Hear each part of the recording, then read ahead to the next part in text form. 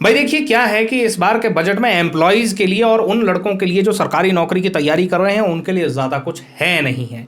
और देखिए सरकार जो है अपने लोन्स के रीपेमेंट के लिए ज्यादा कुछ कर नहीं रही है।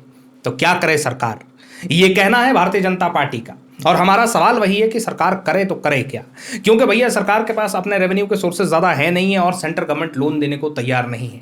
नमस्कार आप सभी लोगों का जो है ना एक बार फिर से स्वागत है शंकर एलएलबी के नए एपिसोड पे। आपके साथ आज हम डिस्कशन करेंगे हिमाचल प्रदेश के बजट 2025 की। भाई देखिए विधानसभा में माननीय मुख्यमंत्री जी ने अपना तीसरा बजट जो है वो पेश कर दिया है। और क्या इस बजट की हेडलाइंस ऐसी रही हैं, क्या हम इसके बीच से निकाल करके बातें आपके लिए लाए हैं, इसको सुनने के लिए इस वीडियो को पूरा देखिएगा। बीच में छोड़ेंगे तो आपके लिए बहुत सारी चीजें जो है ना मिस हो सकती हैं। भाई देखिए सबसे पहले इस बजट की कुछ अच्छी बातों को डिस्कस कर लेते हैं। भाई हिमाचल प्रदेश के मुख्यमंत्री जी का जो है ना इस बात के लिए स्वागत किया जाना चाहिए कि कम से कम उनका ध्यान तो बिजनेसेस की तरफ गया। कम से कम उनको यह तो ख्याल आया कि रूरल इकोसिस्टम, रूरल बिजनेसेस को डेवलप करना बहुत जरूरी है।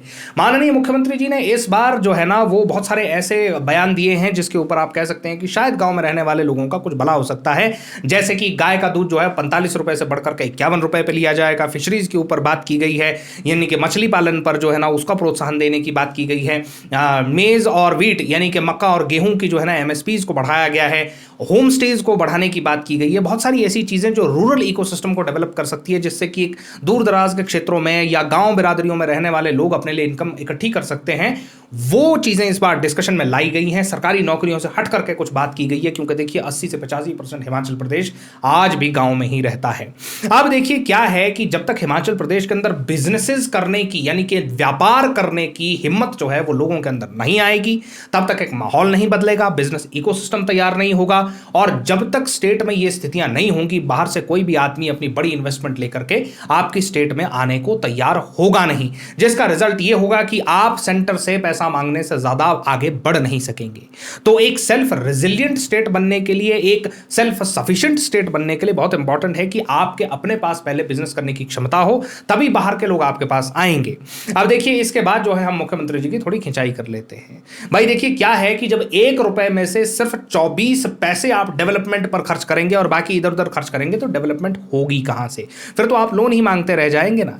आप बार बार ये कह रहे थे, कल भी आपके जो है ना आर्टिकल्स जो छपे हैं उनमें ये लिखा गया है कि भाई हम इंडस्ट्रीज को बुलाना चाहते हैं, हम इंडस्ट्रियलाइजेशन को इंक्रीज करना चाहते हैं, लेकिन आप हर संभव प्रयास करते हैं जनाब कि इंडस्ट्रीज आपसे दूर भागे। और वो प्रयास आप इस तरह से करते हैं कि ये जो छोटे छोटे अननेसेसरी के टैक्स आपने लगा के रखे हुए हैं, ये पंजाब से भी ज्यादा बिजली का बिल जो आप जो है इन कंपनीज को, इन इंडस्ट्रीज को, इन इंडस्ट्रियल यूनिट्स को लगा देते हैं, ये काफी होता है इनकी इन्वेस्टमेंट को यहां से हिमाचल से भगाने के लिए। भाई देखिए जितना पैसा आप इन छोटे मोटे टैक्सों से कमा लेते हैं, जो चिल्लर आप जो है ना ये बिजली के रेट से कमा लेते हैं, इससे कई गुना ज्यादा आप तब कमा सकते हैं जब ये बड़े बड़े बिजनेसेस हिमाचल में अपनी 10-15 हजार करोड़ रुपए की इन्वेस्टमेंट लेकर के आ जाएं।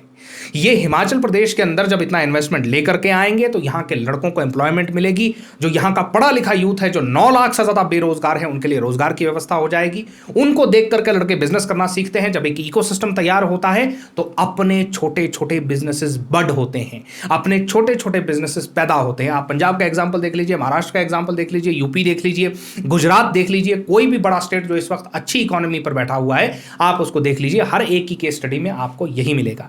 इसके बाद माननीय मुख्यमंत्री जी चाहते हैं कि जंगलों के संरक्षण में जो है ना जनता आपकी मदद करे। भाई क्यों करे? जब आपने कानून बना बना करके जो फॉरेस्ट से जो रिसोर्सेज मिलते थे, जब आपने उन पर रोक लगा दी है तो जनता आपकी मदद करे क्यों? बहरहाल एक बात और जो यहां पर एडिशनल पॉइंट है वो ये है कि जैसे दूसरे स्टेट गवर्नमेंट्स स्टॉक मार्केट में और फंड्स में इन्वेस्ट कर रहे हैं, वैसे हिमाचल गवर्नमेंट को भी सिक्योरिटीज और बॉन्ड्स मार्केट में इन्वेस्ट करने के बारे में सोचना चाहिए। एक टेक्निकल बात है, इसको सब लोग समझ नहीं सकते, लेकिन सरकार के कान तक ये बात पहुंचनी चाहिए। बहरहाल आखिर में हम ये कहेंगे कि भाई तुम चाहे जितना मर्जी होटल चला लो, जितना मर्जी तुम दूध खरीद लो, जितने मर्जी तुम होम स्टेज चला लो, जब तक स्टेट के अंदर एक बिजनेस इकोसिस्टम खड़ा नहीं होगा तब तक किसी चीज का कोई फायदा नहीं है। बहरहाल हिमाचल के बजट में इससे ज्यादा कुछ इंपॉर्टेंट था नहीं, इसलिए हमने जितनी डिस्कशन थी आप लोगों के साथ आज की वीडियो में कर दी है। अगर आपको ये वीडियो अच्छा लगा हो तो चैनल को सब्सक्राइब और वीडियो को लाइक करना ना भूलें।